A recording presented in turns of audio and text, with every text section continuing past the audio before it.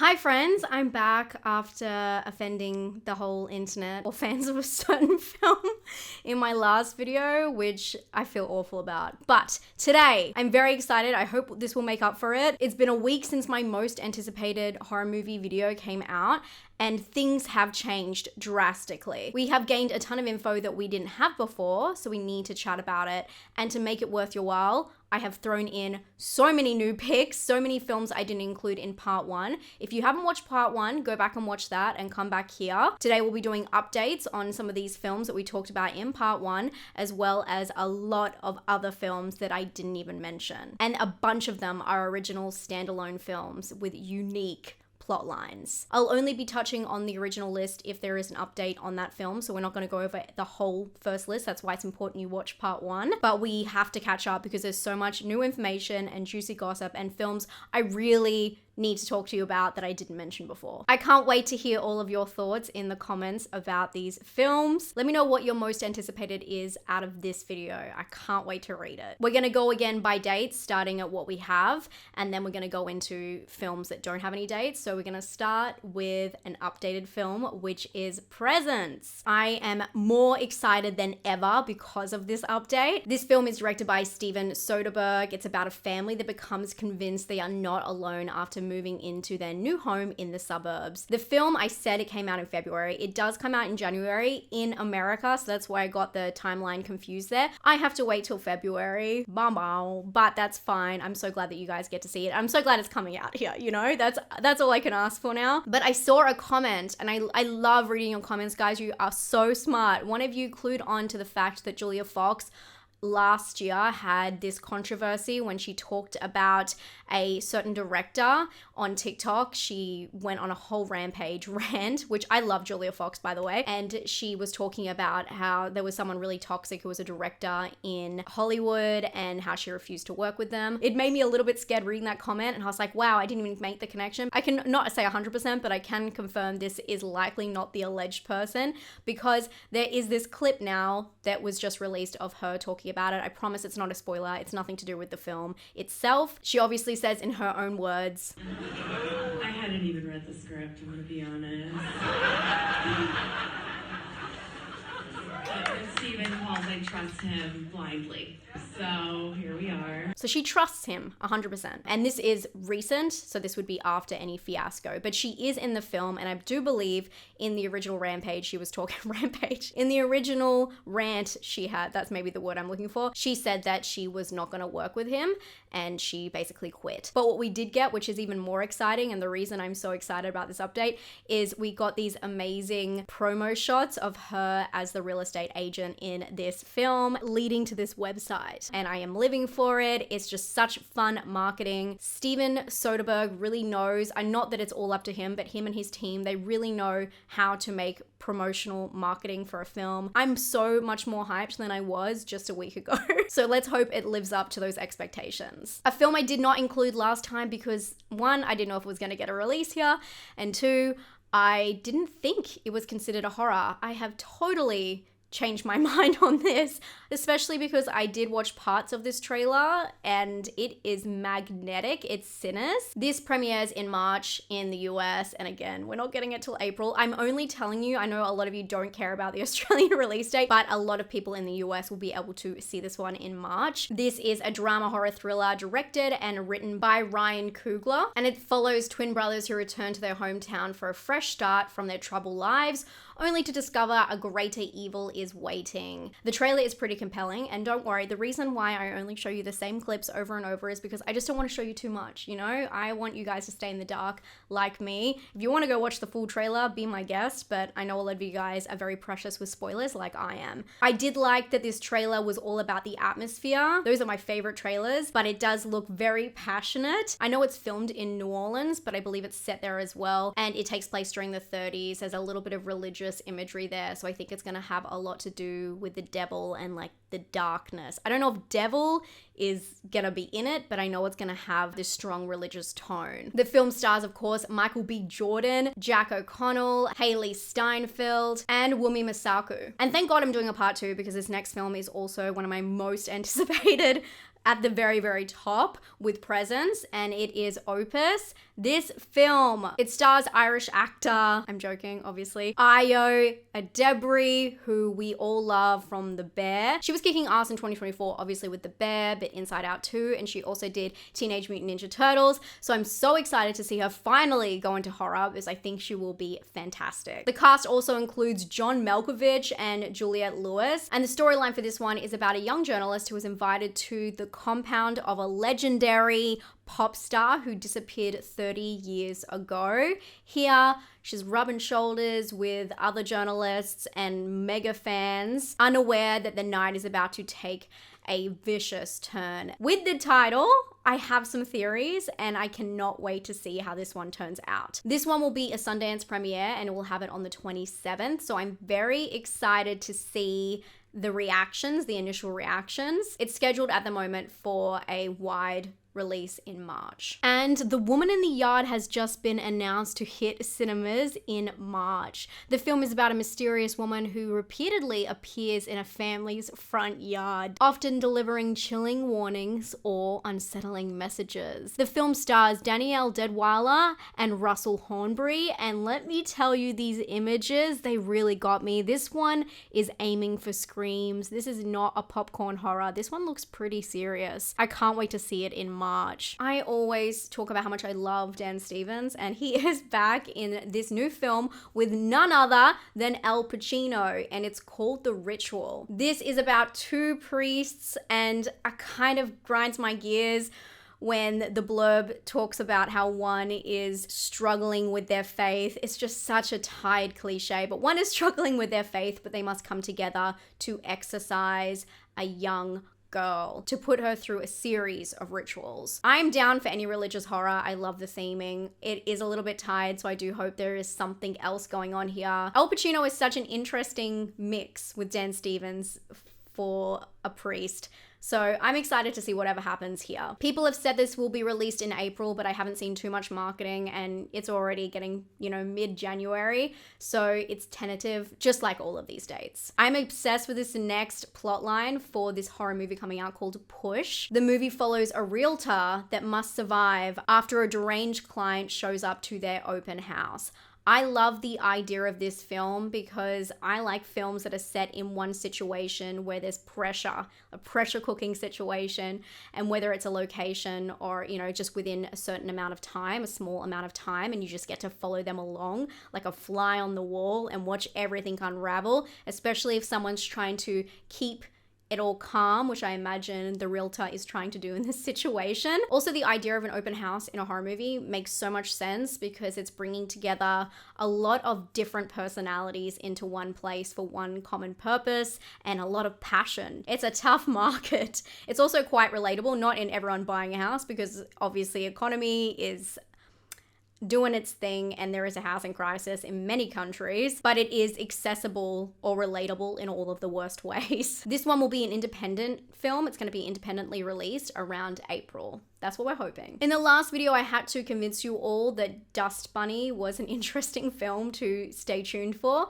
In this video, that movie is Clown in a Cornfield. Not the most ideal title, but it will prick some ears because some people out there, I know you're watching, you'll know what this is. This is based on a beloved novel of the same name, and I'm not joking, this book is really loved and hyped by the horror community. If any of you out there have read it, I would love to hear your feedback and if you think I would enjoy it.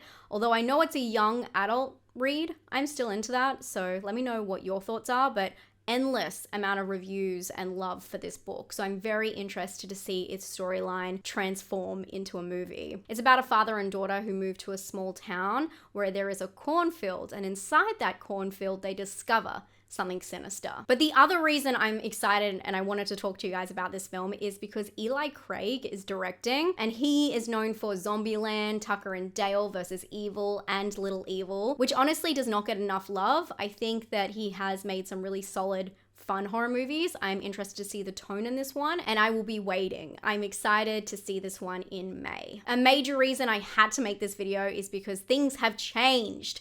Things have changed. With 28 years later, it is now confirmed to be a trilogy. Although there was talk about this in December, I believe. It has been confirmed now with a interview. So the first installment will be called 28 Years Later, and that is set to be released this June. This will be followed by 28 Years Later, The Bone Temple, and that will be released in January of 2026. And then the third film in the new trilogy that's kind of part of the third film that's coming is currently untitled, but they've said already it'll be out in March of 2026. So interesting gaps between all of these new films. They're dubbing this the Years Trilogy, and all of the films will be written by Alex Garland, who did the original 28 Days Later. I'm trying not to get confused with the days, months, and years. Danny Boyle will be directing the first and the last film in this trilogy, while Nia DaCosta will be directing the middle film. And Cillian Murphy will not be in the first film, as we discussed.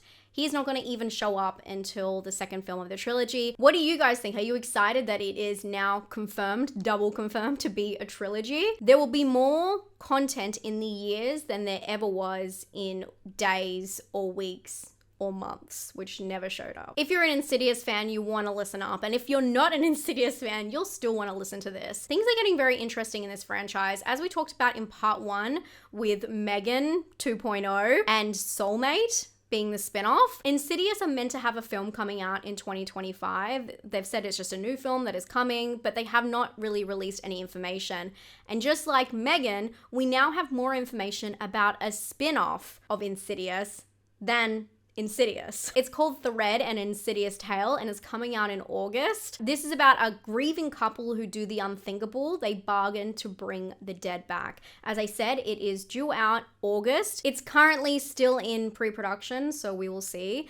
But the best part about it is it stars none other than Mandy Moore and Camille Nanjiani. I'm so curious to see how this has anything to do with the Insidious universe. I mean, will Angus Sampson and Lee Winnell show up as Specs and Tucker? Hopefully we'll find out in August. The next film is a film I would rarely speak about because it's a sports horror movie. This one stars Marlon Wayans and Julia Fox. I'm sorry I don't have more images for these.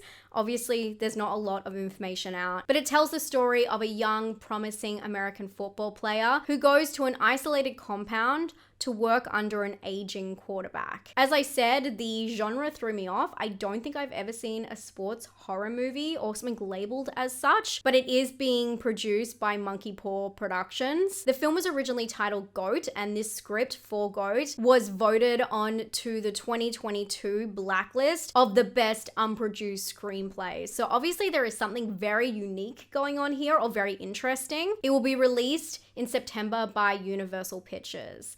An update on The Bride. I told you a lot happened over the last week. This is Maggie Gyllenhaal's film starring Christian Bale as the monster and Jessie Buckley as the bride. It's set in 1930 Chicago, where Frankenstein asks another doctor to help him to create a companion for his monster. The film also stars Jake Gyllenhaal, Peter Skarsgård, John Magaro, and Penelope Cruz. The date has been locked in as late September, but the actor John Magaro has let slip in an interview that this film is a very interesting mix of genres and tones. He said it's a mix of young Frankenstein, Bonnie and Clyde, and Badlands. He said to The Hollywood Reporter, "It's something that people haven't seen before, and I'm really excited to get it in front of an audience. It's bonkers." I am shocked by this, by the promo material and Christian Bale being in it.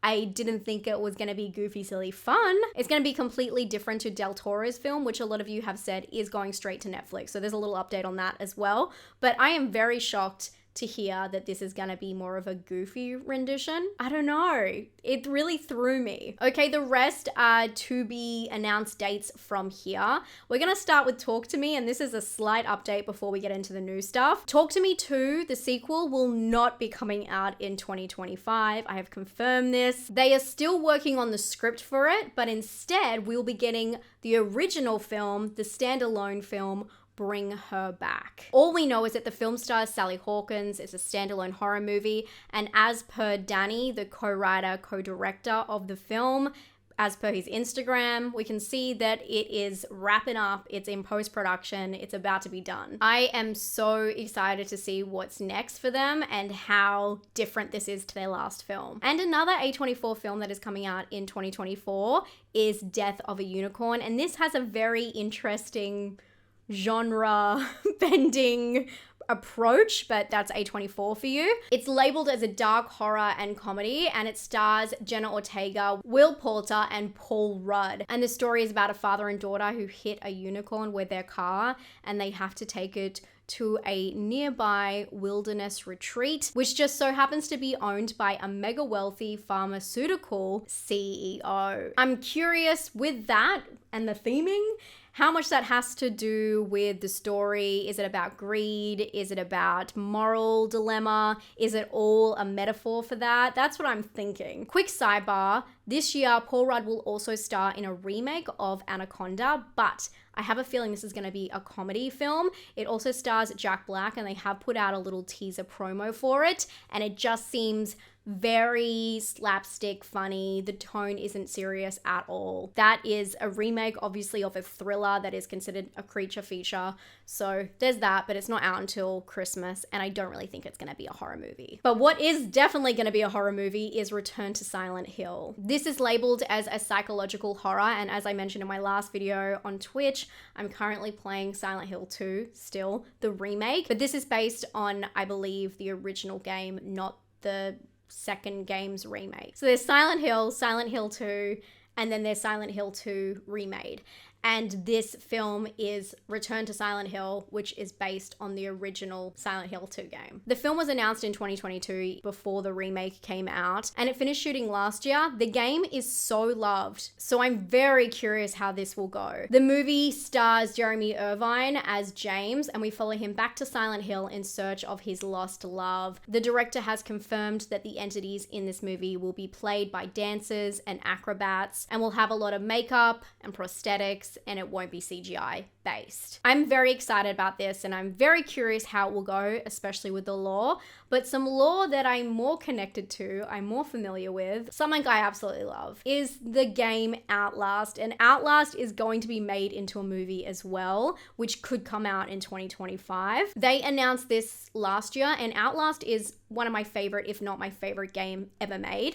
My favorite story-based single-player game, I guess I would say. And I can say this with my full chest. I'll say whatever opinion I have about the game, but it is 100% one of the most scary, if not the most scary horror game ever created. Game in general. It is terrifying. I know people who won't even play this game, but the first game, which the movie will be based on, takes place inside an asylum. Here you're armed with a camcorder as a journalist, where you have to try and capture what is going on inside this asylum. And let me tell you, I didn't know games like this existed when I played it. I did not know that you could have that kind of content in a game. Some of the disturbing films I've talked about on this channel don't even compare to how unreal this game is. The gore, the depravity, the nudity, it is nightmare fuel. It is really fast-paced and intense, and I know they haven't finished the script yet, but the only thing I really want, I mean, I want a lot from this, but the thing I hope the most is they don't tone it down. The whole point of it is it's so extreme, and I would hate to see a watered down version of that, because there is nothing like Outlast. So I would love to be able to re-experience the trauma. I just hope they don't tone it down, and I'm also hoping for a release by the end of 2025. But the next film is promised for 2025. This year we will be returning to Shadyside. This time with Catherine Waterston and Lily Taylor in a new entry of the Fear Street universe. These were so fun when they were released. It is a bit young adult, but I thought they were really fun, the trilogy together. I hope a standalone movie will be just as exciting. This one is based on the RL book The Prom Queen, which is about the prom queen candidates in a small town being under attack. The setting for this one is 80s prom. It seems like a very fun mystery whodunit, and it will be on Netflix. Again, promised this year, so I'm very excited for it. The last films are all original, so get excited. Vicious is a film I found last year, and it is coming out in 2025, and this film is absolutely wild. It is labeled for February, but I think because we're halfway through January, story that they just haven't changed it, so hopefully we'll get it later in the year. And it stars Dakota Fanning and Catherine Hunter, who gave her all in the front room. People might not like the front room, but Catherine Hunter's performance is literally insane. So insane. And the film is written and directed by Brian Bertino, who is known for the original The Strangers. I know I haven't talked about The Strangers Part 2. I have thoughts on that, you know? I don't know if that's most anticipated for me.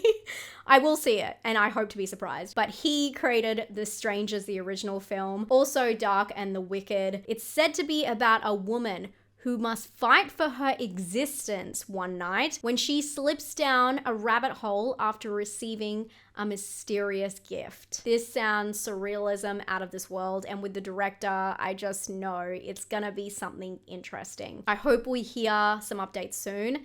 The next film is also just as exciting, and it's called Rabbit Trap. It's funny, we just talked about rabbit holes, but this is the Rabbit Trap. Dev Patel stars in this one, and it will have its premiere at Sundance. So again, I'm gonna be very excited to see reactions. I don't want to read reviews. I just wanna, oh, that was scary, or I need to just know the feeling, the general consensus of how people are feeling about this film. This is about a married couple who are musicians, and they move from London to a cottage in the countryside of Wales to record their new album. It's here where they, by chance, record a otherworldly, mysterious sound which drives them insane. I'm obsessed with this concept because of the mysterious factor. Where does the sound come from? Also the setting. It just sounds creepy, folk-like, and I love Dev, so very down. And Together, which is just as exciting. This is Dave Franco and his wife, Alison Brie, together, starring as the leads.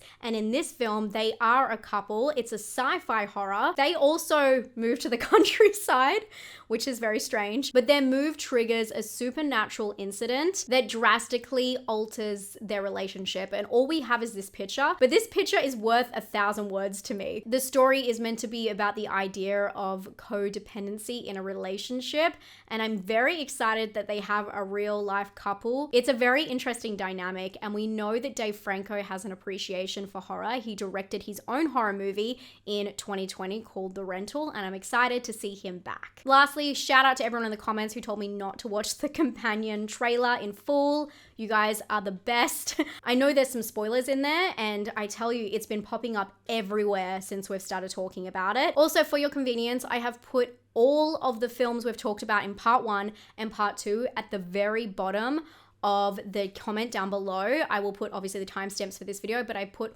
all of the films together just so you know in date order of what we have right now. You can copy and paste that and put that, you know, in your notes wherever is convenient for you, so you have a little running guide for the year. It was not my intention to separate these two videos. I just had to see your current thoughts now we've got all this new information. If you want to hang out some more and you missed it, I did post a wrap up, which ended up being quite controversial for December. It's a letterbox wrap up. If you want to see everything I watched a ton of TV and a ton of very weird, it was a weird random month of movies. So check that out now. I will link it here. And to everyone who was upset with me in the comments, I am so sorry. I promise to right my wrongs. I will do better. I'll see you guys very soon for a Wolfman review. I can't wait. Bye, friends.